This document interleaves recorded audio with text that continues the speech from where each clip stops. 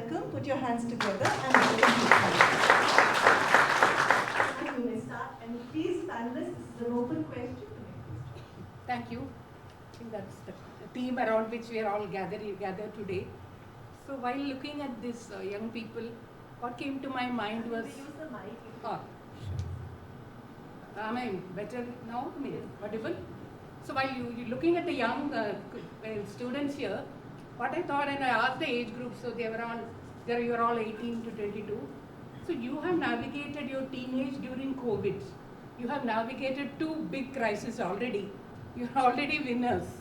So I think, the crisis, I think Madam Jayashree also mentioned, like COVID has taught us a lot. I think the crisis like COVID has taught us a lot. Like all these mindset, adaptability. I think we were shocked in the beginning because we were not prepared. I think preparation is the step before adaptability. And today what we are doing is being prepared. So already we are preparing ourselves to become more adaptable. So preparation also is important. And preparation happens by this, what we are doing right now. By interacting, thinking, conversing with others, being open to other ideas. I think these are the key qualities we need to start with. I think you're already doing it. And one more thing before I hand it over is to take stock of what we already have. Because I think because you've navigated the 2 big challenges, you already have a lot of those qualities. Maybe it takes some time to understand what are the qualities we already have. I think that is also part of being prepared. Thank you so much. So, Mr. Jayant or Mr. Phani, would you want to add something to that, please? I think I second ma'am's view. I think these set of people are already champions because the world has got divided into pre-COVID and post-COVID already, whatever we have seen. And if these guys have come through that hardships, challenges, and the unknown unknowns, we call it unknown unknowns. COVID is an unknown unknown, right? Nobody have, would have predicted once in a kind of a century kind of an event. If you have endured, you have come through it, you have faced the challenges. I've heard Mansi's story. I think everybody will have a story here. I'm sure you have already arrived. You have, okay? But the world, as heard multiple times during the day, is constantly changing. And the world has only one friend and one enemy, both. What is that? Tech. Today's world, tech is the enemy and tech is a friend. Okay? It all depends on how we look at it. Okay? Because it keeps challenging us. It keeps throwing us to the different corner. It keeps challenging us. A friend because we can't, in this current world, without embracing it, move forward. So, you're already champions and I'm nervous to, in fact, speak in front of you because you guys you have stepped up already. Because we have navigated through that after a kind of experience, but you have navigated through it without that experience with the sheer perseverance. You have perceived your dreams, you have perceived your ambitions, you have worked hard through the tough times, and now you're ready to take over the world. I'm sure you all will be doing so well in your respective careers. Very important point brought in indeed.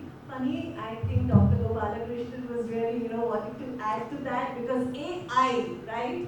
As we sit here today, we've just seen the AI world spin on its head, right, Doctor? We have basically from OpenAI, somebody from China creeped in. Doctor, please show some light on that. So, Doctor, what do you think is the future? Opinion, what qualities or skills should our young scholars here today develop for the future, the ever-changing technological future that we are setting? Yeah, first of all, thanks for the invite. And I think the major skill that I would say is like lifelong learning, because maybe 5 years, 10 years before we had a very clear-cut picture that you study this particular degree or you do this particular course, then your life is safe. So whatever that you do in your first 25 years of life, that takes care of the rest of your life. But now, as our moderator was mentioning, it is very interesting to note that, like, we were talking about AI taking away the job of human beings, but the large language model, which was very popular, I am not naming it, that was the first one who lost job to another AI. So that is the rate at which the technology is changing. So nobody was thinking that it is going to be questioned or it's going to be changed. So first thing is lifelong learning. That's what I would say. That is, you should have an open mindset to learn. The second one is like, you should, as the activity was going on, then we saw the second most important thing I will say is, like, for the 21st century skill, as our keynote speaker was mentioning, is the social intelligence. That is more than your technical intelligence. How are you socially intelligent? How can you work in a team? How can you contribute? So that is your second major learning, I will say.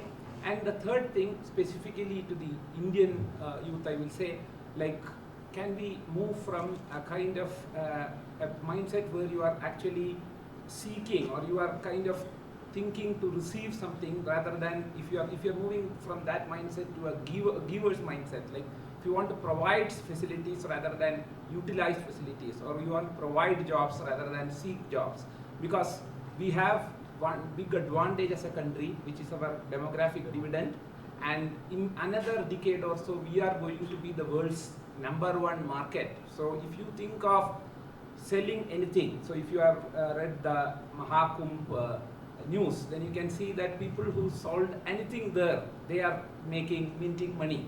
So actually you are in the biggest market of the world. So can you think of providing jobs rather than seeking jobs? And lastly, I will say that along with this passion to success, you should have compassion. So you should be ready to give back to the society, and to see that how your action can actually benefit the last man in the chain. So that's all I will say. Thank you so much. Very, very important words. Last man in the chain. So really, how can we reach absolutely that? I think Japan is very, very good at it. Mr. Parasuraman, would you really want to show some light on this particular aspect, on how has Japanese been the forward marchers for a long, long time in change leaders, if I may say, and how do you think they are today, and what do you think is their mindset? Thank you. First of all, very good morning to all. I'm very happy to see young scholars. In fact, today over the budget, I prioritized to meet all of you, because I thought this is definitely more important. Yes, thank you so much. And I really congratulate the Kotak team for organizing, and team for inviting me. So I think, first of all, heartiest congratulations to all of you, because I could see very young minds here. I was very impressed on the game also. A lot of you were actively participating. So when it comes to Japan, in fact, I had the opportunity to spend a lot of time in Japan and lived in Japan. So I think the fundamental thing, ikigai, have you heard of that book?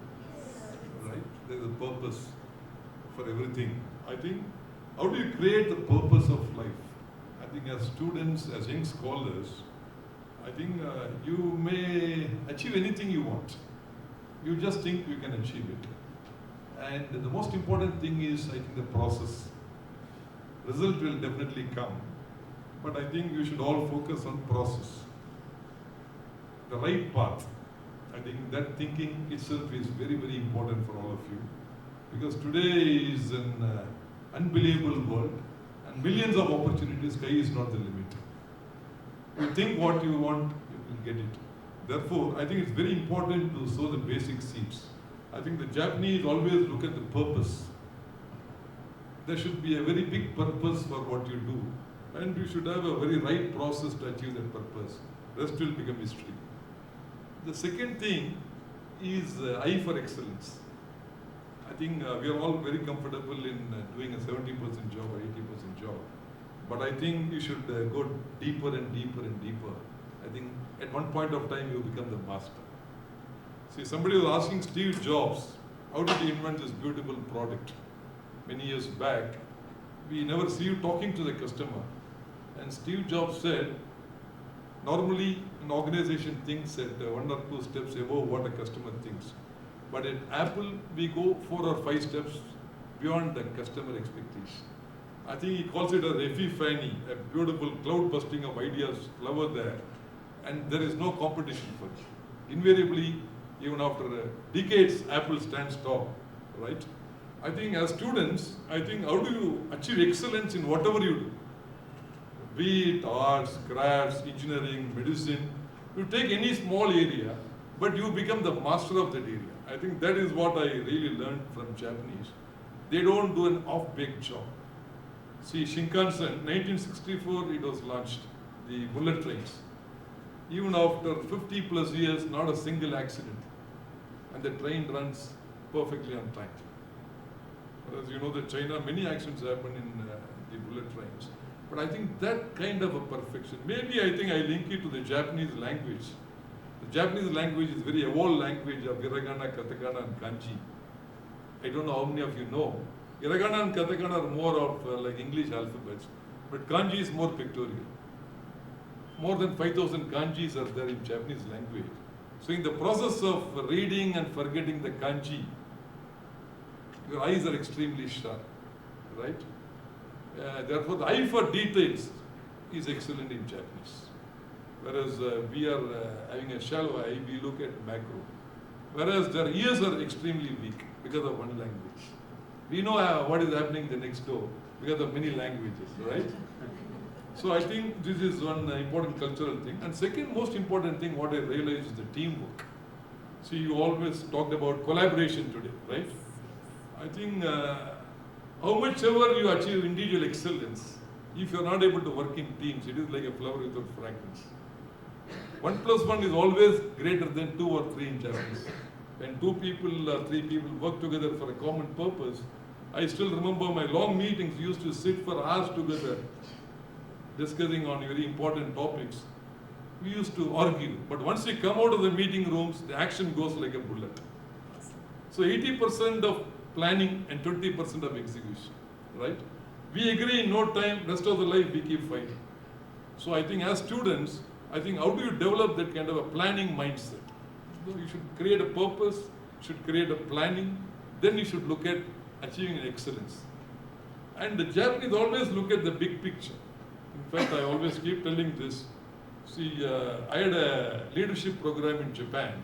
It's almost for a year or so. I still remember I had 3 presentations in my Bangkok office and 2 presentations in Japan. All I had to do for 1 year was to take a problem around my workplace and present it to the top management. I remember I had 48 revisions of that A3 paper with my then managing director, Mr. Hidashi Suzuki. And if you ask me have I completed my A3 paper, I don't think so. It's very easy to make a 1,000-page report. Today, thanks to ChatGPT, but you can make 2,000 pages also. I'm sure Dr. Gopalakrishnan will agree with me. So, but once you have to make a 100-page report, 10 times you have to churn your brain. And if you have to make a single A3, I think that is where the churning of brain happens hundreds of times. That is where the human development happens. So I think all of you should look at the big picture. When I say big picture, I describe Earth from a horizontal distance. Somebody said Earth is rectangular or square or polygonal in shape. When you look at Earth from 1,000 kilometers above the sea level, you should be able to see a beautiful blue ball. You should be able to put it in your pocket. I think as students, I think you should not get bogged by your parents or your peer pressure, teachers. I think what is that? What is your passion? What is your true spot? What is your real strength? And you should pursue it on that area. I think this is very, very important. Thank you so much. I think zooming in, zooming out, a small ball, a big, huge earth. How very interesting is that? Mr. Jayant, but I think, funny, Mr. Parasuraman really added a lot of light on Japan, but I think a lot of things are happening right here, as he mentioned as well. And Jayant, can you bring out the creativity angle that you are adopting within Brigade, especially right now? I think half of Bangalore you see Brigade left, right, and center. What beautiful and creative ideas are coming out here.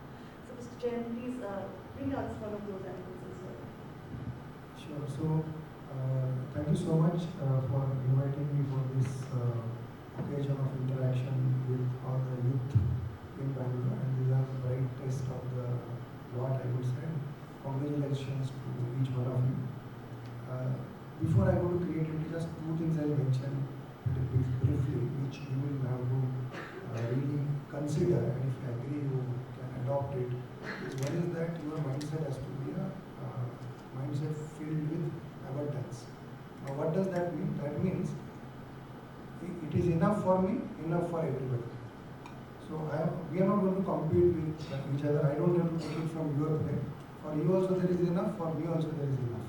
So if we have this kind of mindset, I think our response to everything in life will be very, very different. Second is that we have to be absolutely unstoppable. That means things will sometimes happen, sometimes they will not happen, sometimes consistently they will not happen. But each thing in the life will pass. And always there will be a new beginning that you will see, or a good result that you will see. What we need is that we have to keep our moral absolutely very high. Do not get disheartened, and just keep your effort consistently. And if you are unstoppable, obviously you will get what you said, no issue on that. Coming to the creativity, I think the way Brigade follows some of the organizations where I have worked, Mahindra is one of them, Mahindra and Mahindra, you all know that. Brigade again is very similar to that from cultural standpoint. Now here what happens is that we have to be absolutely unassuming. That means at times you have to unlearn and relearn. And that is where the creativity will come. If you are rigid in terms of, no, this is how it happens, then never ever the creativity will occur. But always if you are with an open mindset and always want to try new things, do not hesitate even if there is a failure. And then obviously creativity will be protected, and it will have a multiplier effect as you go on experiencing that. And therefore in many organizations you will see that there is a recognition for something called as failed innovation.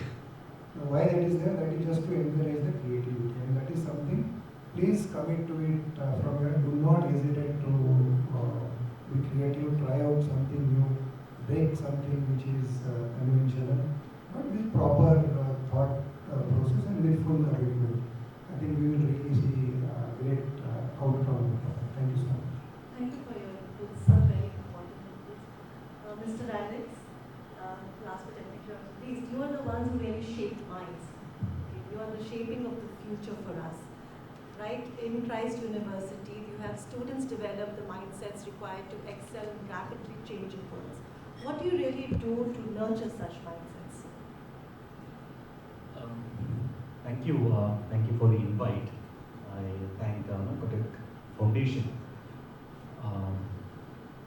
See, all of us are in this century wherein we discussed a little before this session started. We had this activity wherein we understood the importance of adaptability. We also understood from the title itself that we need to be adaptable, at the same time we need to have the right kind of mindset. Now when it comes to mindset, what is the mindset that we all should have? I would say mindset of giving back to society. Today, all of you are part of higher education. As far as Indian higher education is concerned, only 28.4% of the total eligible population have access to higher education. As per the latest ISHE survey, All India Survey for Higher Education, only 28.4% of the eligible population, that is between 18 to 23 years, they have access to higher education. That means all of you, you are a privileged lot.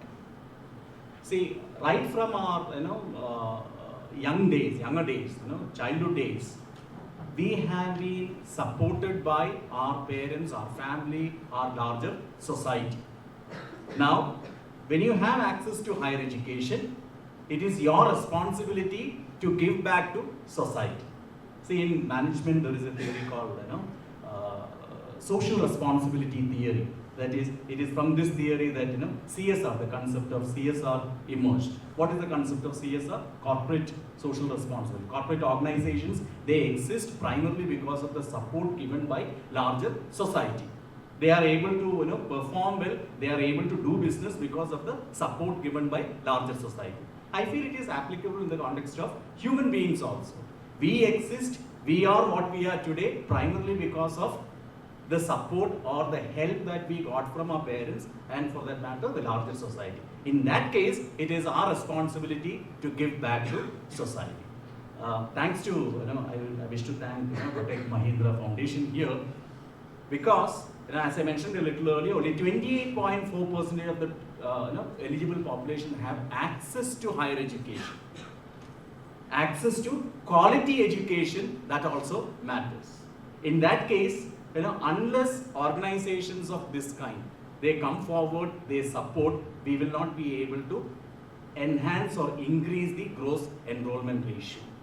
See, government of India, Ministry of Education, it looks at by 2035, we should have 50%. The gross enrollment ratio should be 50%. Primarily because we need to foster socio-economic development in the country.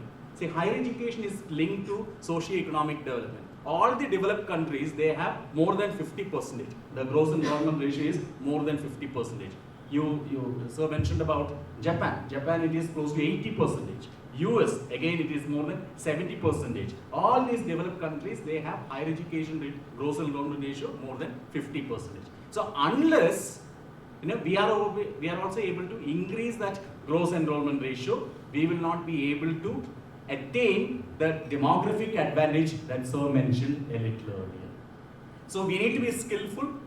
We need to have the right kind of skills, right kind of attitude, but more than that, I would say that mindset that we would give back to society. Narayan Murthy and the chairman of L&D, they recently mentioned about the number of hours that we need to put in every week. Number of hours per se, it is debatable, but then the reason behind they mentioned, especially Narayan Murthy, he mentioned, if the country has to progress, if the country has to develop, people should be willing to contribute. If the society has to progress, all of us, those who are in the space of higher education, we should be willing to contribute. Sir mentioned about purpose. We need to realize what is the purpose in our life. Thank you so much. I think very important giving back and nurturing mindsets to give back starts right there in the university. Dr. Gopalakrishnan, please actually add to this, that what does really Amrita also do to foster these kind of mindsets within Amrita? So I will just mention based on the vision of our university, so which is actually the vision, we created the vision with the help of our Chancellor, Amrita and Devi, whom we lovingly call as Amma. So the foremost vision is actually understand that there is an education for living and there is an education for life. So the education for living is whatever that we teach people, like it can be engineering, medicine, or they can become a lawyer. Now what is education for life? Like when you face a situation in life, so we all know the story of Arjuna, so he was the greatest archer of all times. But when he faced the situation, he wanted something else that he has never learned till then. So that education for life is the most important aspect. So we have a great heritage and wisdom in this country, so we need to tap to those resources. That is first point.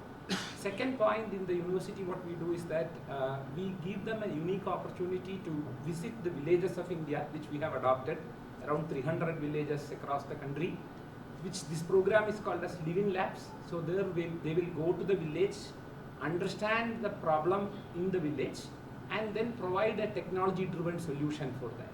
So finally, you are working for the common man. So whatever the scientific innovation that you are bringing in, that is to uplift your country, and that is to benefit the common man. So to bring that, so that is the second point. And finally, I would say it is all your effort should be driven around this, say, why you are doing that, as sir was mentioning the purpose. So in Amrita, we say that compassion-driven research. So any research activity that is a UG student or a PG or a PhD student taking up, we center around this particular concept that finally it's going to be beneficial to somebody in the society. Education for life, profound really words. Yeah, exactly. I was just coming to you, ma'am. I think we really need to know from you, how many youth do you think are prepared for life? prepared for life. Yes. Okay, before that I just Please wanted to talk about the CSR thing. Yes. So I'm not associated with any corporates, Yes. but then I tell myself and my people around me, even I have a CSR, citizen social responsibility. Awesome. I need not belong to, because I can contribute to my community, which is the group of people around me, and therefore, maybe help their well-being or whatever. So each citizen can contribute to the society in our own ways, and that sometimes that can have a far-reaching consequence, because everybody has started as individuals or small groups. And even in this activity, I just don't want to let that go.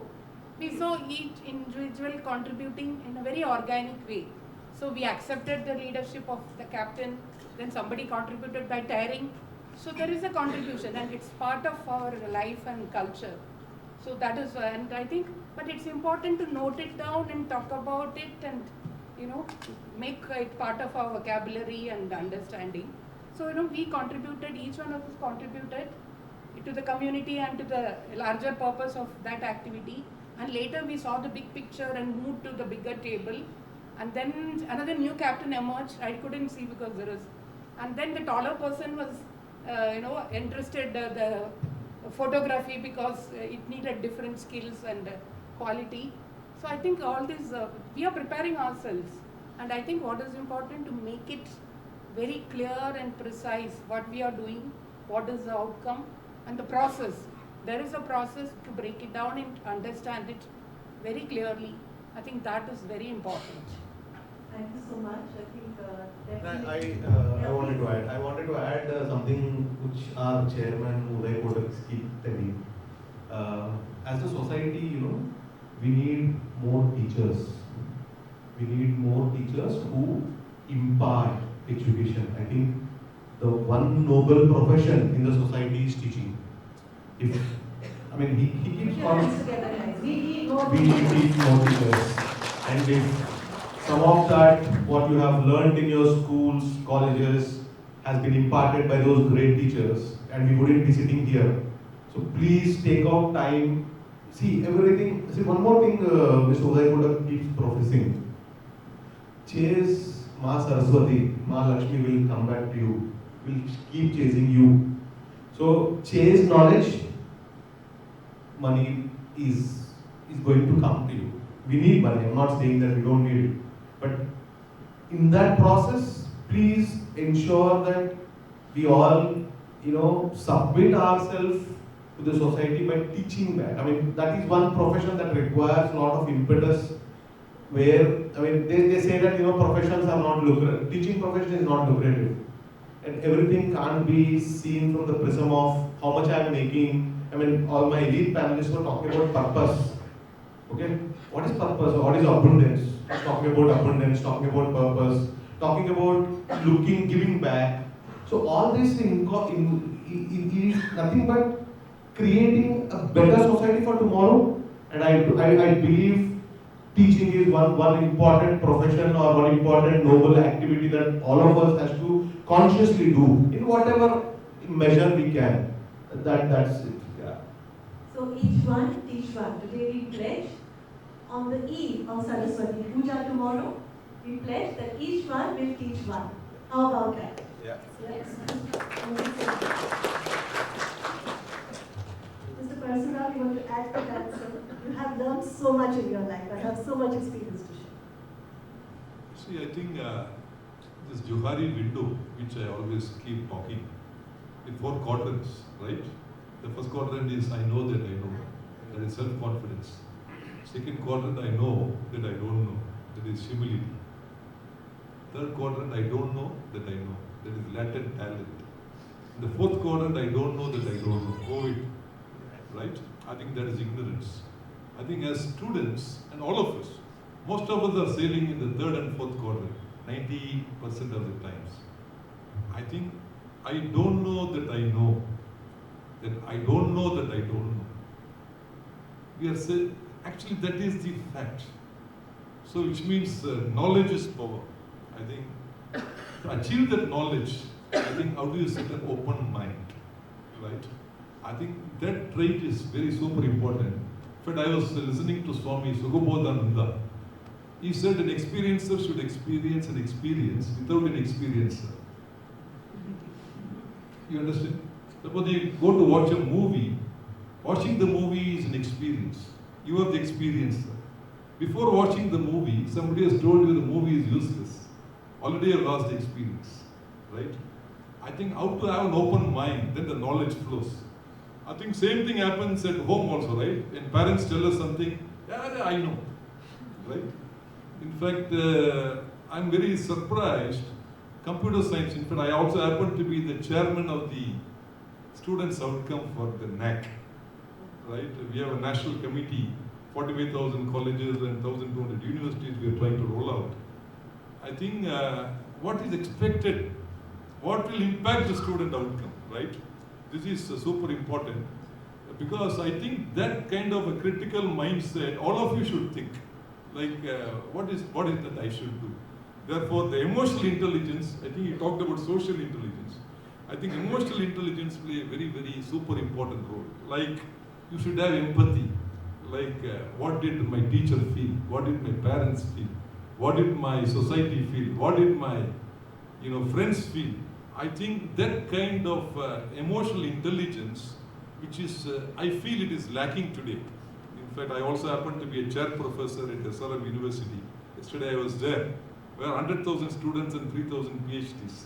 Right? We could see huge diversity of students and faculty. But the challenge is, how do we integrate for a common purpose? So as students, I would strongly request, you should develop emotional intelligence, which means compassion.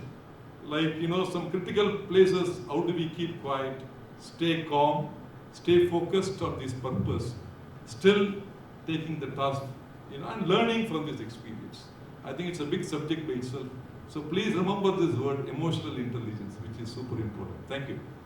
So yes, emotional intelligence, and some of it we saw during our activities as well, when suddenly everybody came together, and that's when the whole puzzle was solved, right? Dr. Alex, we want to also ask you one last question, sir. That how do we really become effective leaders of the future? What do you think? While giving back, you mentioned, but what do you think is the key mindset that one should shape to become leaders of the future? See, during the game, the game that you played, all of you worked in teams, then you had to decide on the answer. Isn't it so? And when they asked you to submit the answer, you had to decide on the answer. You had to decide on the right answer. I would say right thinking at the right time, or right decision at the right time will make you a good leader. So decision making skill, problem solving skills, these are some skills or abilities that we need to deliberately acquire or develop in ourselves. Decision making skills, problem solving skills. See, today Government of India talks about internship. Last budget, they mentioned about internships. Students, they need to undergo internships in organization. Why? They need to, they need to have that hands-on experience. They need to hone the necessary skills so that they will be able to perform well once they start their career. So decision-making skills. Sir, quoted Arjuna.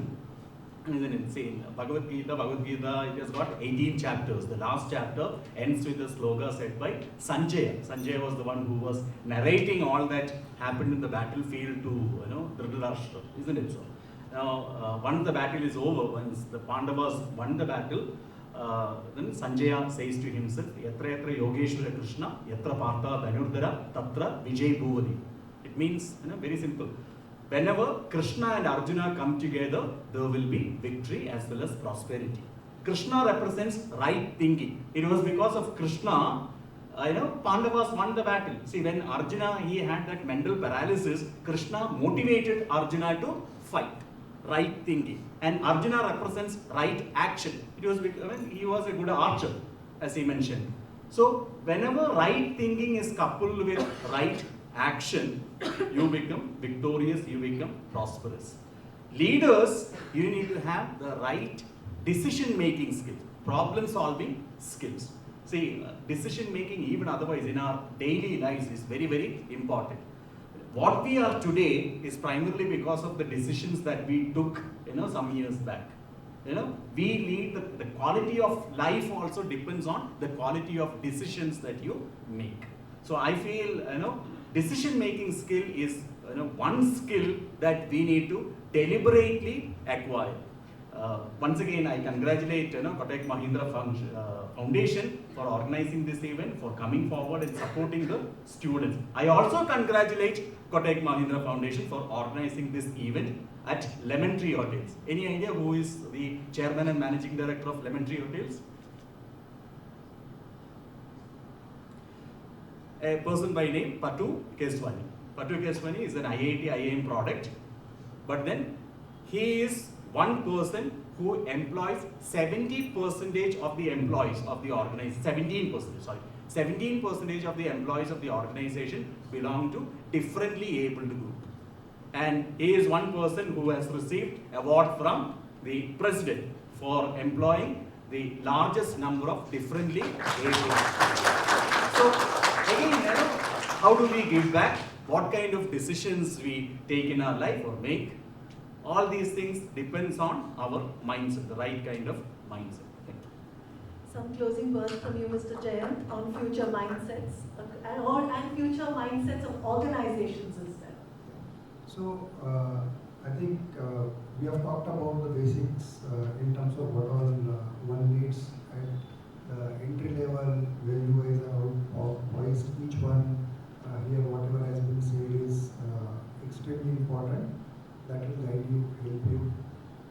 From the organization standpoint, I think there are 2 or 3 things which are very, very clear, and most organizations are now emphasizing that as inclusivity or inclusiveness. That is the first thing that just we saw one example, which is the same hotel as an organization is driving, and it is not only for differently enabled, but there are different types of differences, and all of them they have to be dealt with on an inclusiveness basis by the organization.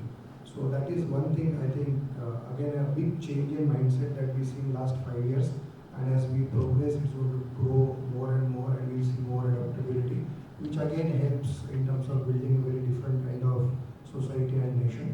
That is one part. Second point that each of the organization is also driving, which is again a change of mindset, is on sustainability. So everything, whatever we are consuming, whether it is electricity or power, anything that emits carbon, anything that is wasted in terms of the water, all of these things are under a tremendous focus as a nation. We have our own vision. Each of the organization has put in their effort. Now these are again the very big mindsets which are changing, and this is how we as a society will become sustainable. Otherwise we will be outdated. And if we don't want to be outdated, as we saw, everybody has to adopt, and adoption is now increasing, the pace of adoption is increasing. Third thing which I will mention from the organization standpoint, again, which applies to each one of us, is the ready for change, or adopting, embracing the change. Every technology that is changing, every disruption that is happening, the pace of that disruption and the change of technology is very, very fast. And that is where each one of us, while we are educated today, we are skilled today on one particular basis, not necessarily is going to be useful for the whole of my life. After every such disruption, we should be able to quickly adapt. So like when I started my CA, everything was manual. Then we used to have one computer room in the office where we used to book the time and do it. Then we went to desktop, now we went to laptop, now we went to tablet. Now everything is on your phone and cloud. Now this kind of pace of changes, if one doesn't adopt, obviously will become outdated. Some people still feel a matter of pride that no, I cannot do that, but that is not something which is going to really help. There are plenty of examples where people have really adopted at any stage of their life, and that is how we have to keep our mindset also. So these 2-3 things I think are big changes. You are entering into a professional world or your work area at a very, I would say, critical phase, and the rate of disruption is something which I again would like to emphasize, and be mindset, be ready for that. Thank you so much. Thank you, panelists, for this very, very important